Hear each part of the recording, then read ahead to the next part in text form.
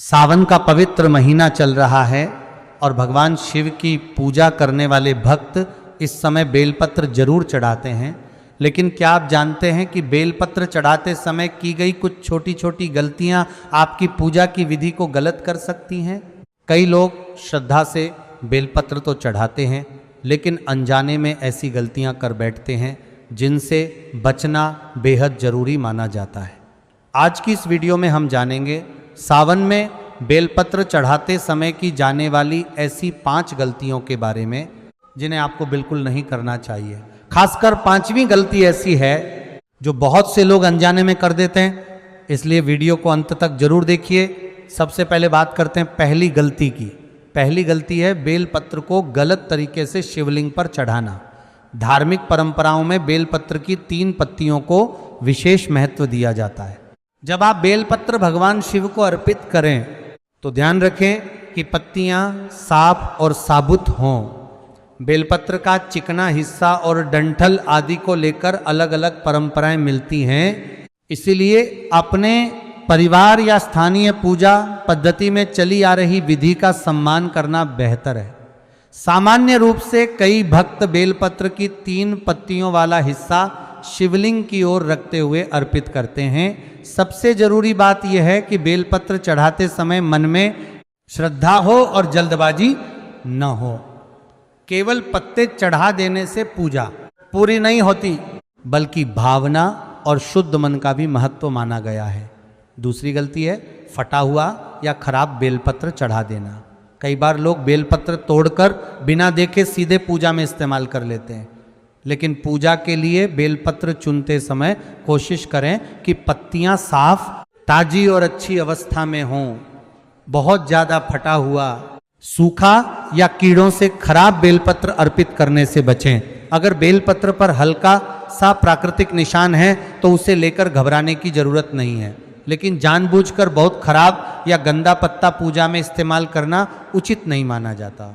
और एक बात हमेशा याद होंगे, अगर रखिए भगवान शिव को महंगी चीज़ों से ज़्यादा आपकी श्रद्धा प्रिय मानी जाती है। इसलिए अगर आपके पास बहुत सुंदर बेलपत्र उपलब्ध नहीं है तो चिंता करने की ज़रूरत नहीं। साफ और श्रद्धा से उपलब्ध बेलपत्र अर्पित करें। तीसरी गलती है बेलपत्र को गंदे हाथों से उठाना और बिना साफ किए चढ़ा देना। सावन में पूजा करते समय स्वच्छता का विशेष ध्यान रखना चाहिए। तख्ता है, अगर आप बेलपत्र बाजार से या पेड़ के नीचे से लेकर आए हैं तो उसे अच्छी तरह देखकर साफ कर लें। मिट्टी, धूल या कीड़े लगे हों तो उन्हें हटा दें, लेकिन यहाँ भी एक बात ध्यान देने वाली है, बेलपत्र को साफ करने के नाम पर उसे खराब न करें और पत्तियों को बार बार रगड़े नहीं। हल्के हाथों से साफ करना पर्याप्त है। पूजा से पहले खुद भी हाथ धोएं और पूजा की जगह को भी स्वच्छ रखें, क्योंकि पूजा में केवल सामग्री ही नहीं बल्कि पूजा करने वाले व्यक्ति की स्वच्छता और मन की एकाग्रता को भी महत्व दिया जाता है। अब बात करते हैं चौथी गलती की। चौथी गलती है बेलपत्र तोड़ने के नियमों को बिल्कुल नज़रअंदाज करना। बेलपत्र किसी दुकान से खरीदा गया हो या घर के पेड़ से लिया गया हो, उसे तोड़ते समय पेड़ के प्रति सम्मान रखना चाहिए। बेलपत्र के पेड़ को नुकसान पहुंचाकर ज़्यादा से ज़्यादा पत्तियां तोड़ना उचित नहीं है। अगर आपके घर में बेल का पेड़ है तो ज़रूरत के अनुसार ही बेलपत्र लें। एक साथ बहुत सारी डालियां तोड़ने या पेड़ को नुकसान पहुंचाने से बचें। कई धार्मिक मान्यताओं में बेलपत्र तोड़ने के लिए विशेष दिनों और समय का उल्लेख मिलता है। अलग अलग परंपराओं में इनके नियम अलग हो सकते हैं, इसीलिए अगर आपके परिवार में कोई विशेष परंपरा चली आ रही है तो उसका पालन करें। और सबसे ज़रूरी बात, सिर्फ पूजा के लिए पेड़ को नुकसान पहुंचाना किसी भी दृष्टि से सही नहीं है। अब आती है 5वीं और सबसे महत्वपूर्ण गलती।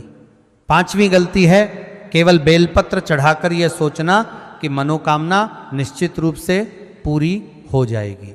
देखिए, भगवान शिव की पूजा में बेलपत्र को अत्यंत पवित्र माना जाता है।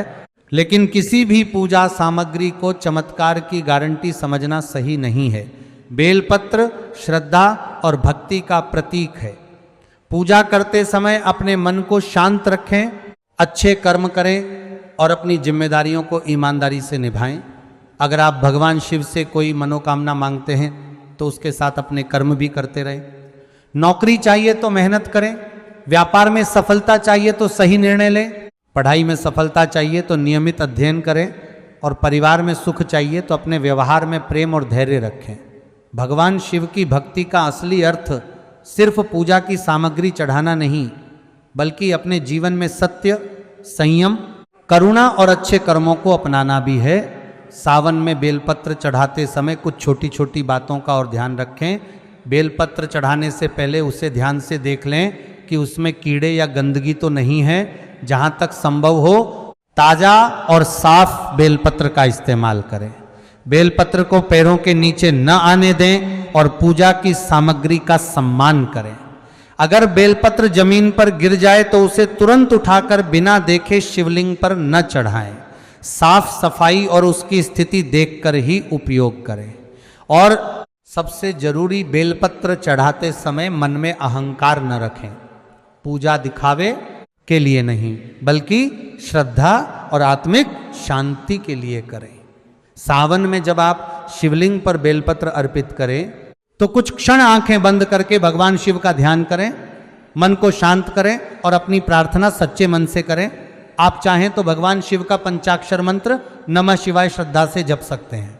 मंत्र का जाप करते समय उच्चारण जितना संभव हो उतना सही रखने की कोशिश करें और मन को इधर उधर भटकने से रोकें। याद रखिए, पूजा में सबसे बड़ी चीज आपकी भावना है। अगर किसी दिन आपको सही बेलपत्र नहीं मिल पाया तो सिर्फ इसी चिंता में न रहें कि पूजा अधूरी हो गई। श्रद्धा से भगवान शिव का स्मरण करना भी महत्वपूर्ण है। तो सावन में बेलपत्र चढ़ाते समय इन 5 गलतियों से जरूर बचें। बेलपत्र को गलत तरीके से चढ़ाना, खराब या बहुत फटा हुआ बेलपत्र इस्तेमाल करना, गंदे हाथों से बेलपत्र चढ़ाना, बेलपत्र तोड़ते समय पेड़ को नुकसान पहुंचाना और सबसे बड़ी गलती, पूजा को चमत्कार की गारंटी समझ लेना। भगवान शिव की भक्ति में सच्ची श्रद्धा, अच्छे कर्म और साफ मन को सबसे अधिक महत्व दें। अगर आप भगवान शिव के भक्त हैं तो कमेंट में श्रद्धा से नमः शिवाय जरूर लिखें। हर हर महादेव।